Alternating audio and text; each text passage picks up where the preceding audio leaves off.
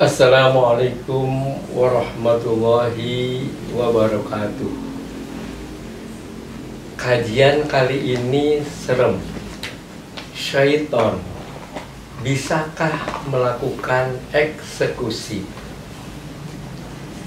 Pada episode yang lalu telah dijelaskan usaha manusia yang berotak unggul dan menjadi manusia unggul.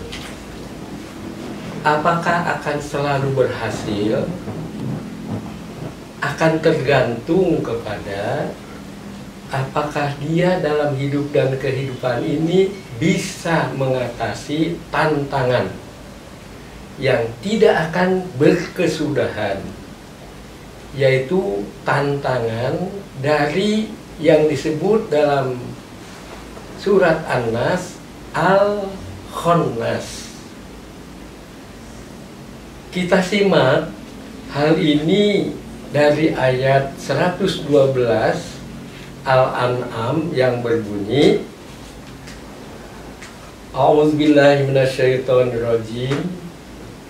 Wa kadzalika ja'alna likulli nabiyyin aduwwa syayatinal insi wal jin yuhi ba'duhum li ba'din zukhrufal qawli ghurura walau sya'a rabbuka ma fa'alu fadharhum wa ma yaftarun. Demikianlah kami jadikan bagi setiap nabi itu musuh, yaitu syaitonal insi, setan manusia, wal jin, dan setan jin.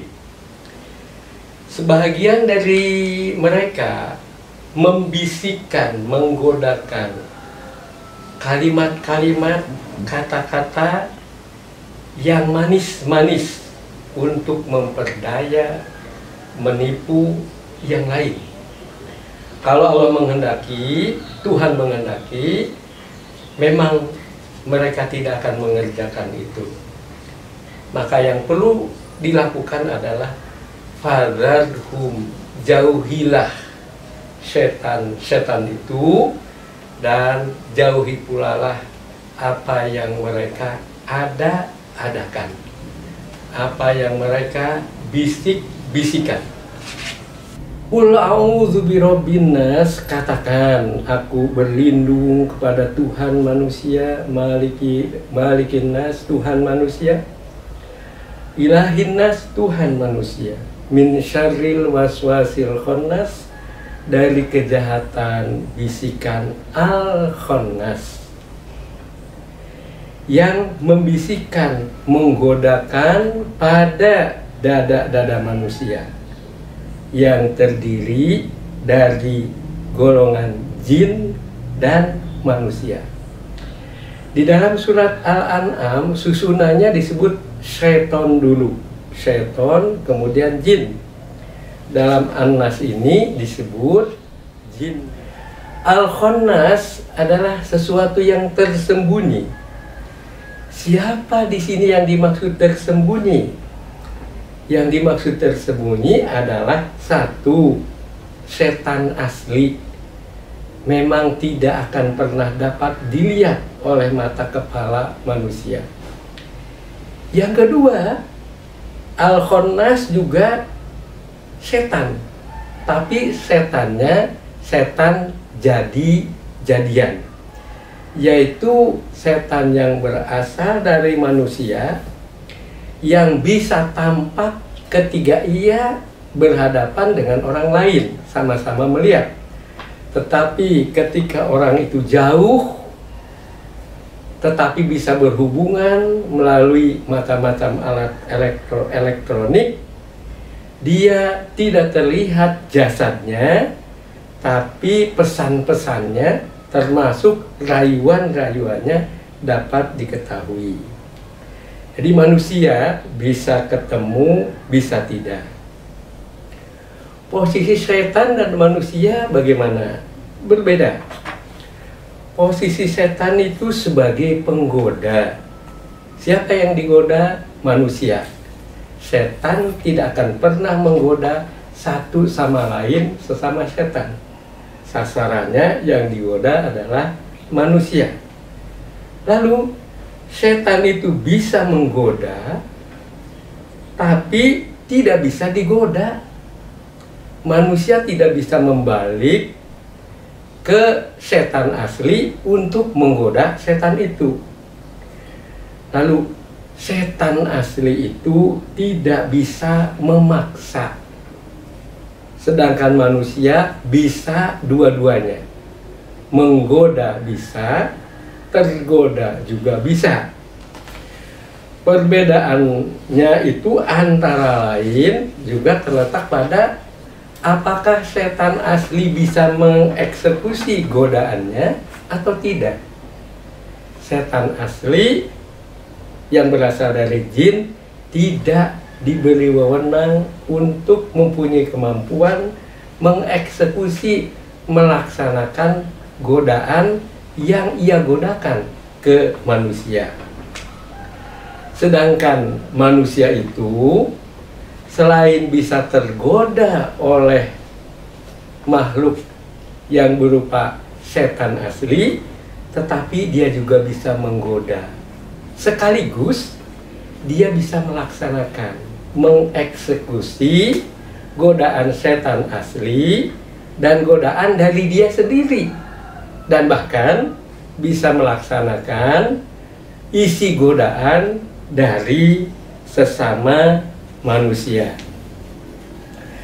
Sebagai contoh ini untuk ya sedikit memperjelas, mengkaitkan dengan hal-hal yang terjadi. Ada ustadz pemilik ponpes memperkosa 13 santriwati.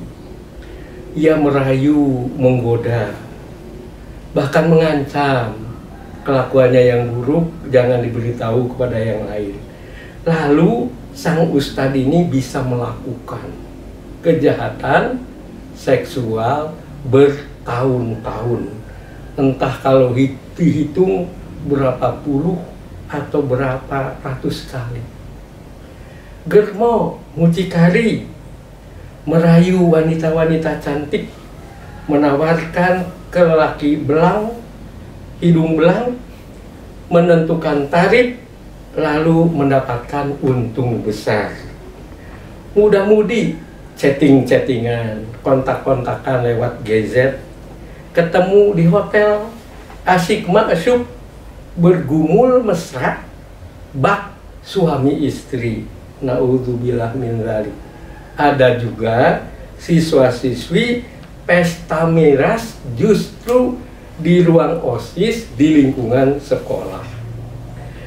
Nah, ini yang seperti ini perlu dijauhi, dan itu akibat dari adanya rayuan setan, godaan setan yang terlihat maupun setan jadian yang bisa terlihat. Untuk itu Allah mengingatkan dan menganjurkan setiap orang membaca A'udzubillahi minasyaitonirrajim. Ya Allah, saya berlindung kepadamu dari syaitan yang terkutuk. Fadharhum wa ma yaftarun. Jauhilah para penggoda itu dan apa yang mereka bisik-bisikan atau yang mereka rayukan. Innamal khamru wal maisiru wal ansabu wal azlamu rizqun min amali syaiton fastanibuhu la'allakum tuflihun. Yang disebut tadi merupakan rizqun najis, itu perbuatan najis dari perbuatan syaitan, maka jauhilah syaitan itu, baik syaitan asli maupun syaitan jadian.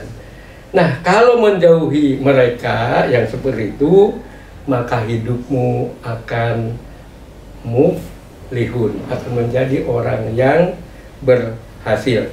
Wassalamualaikum warahmatullahi wabarakatuh.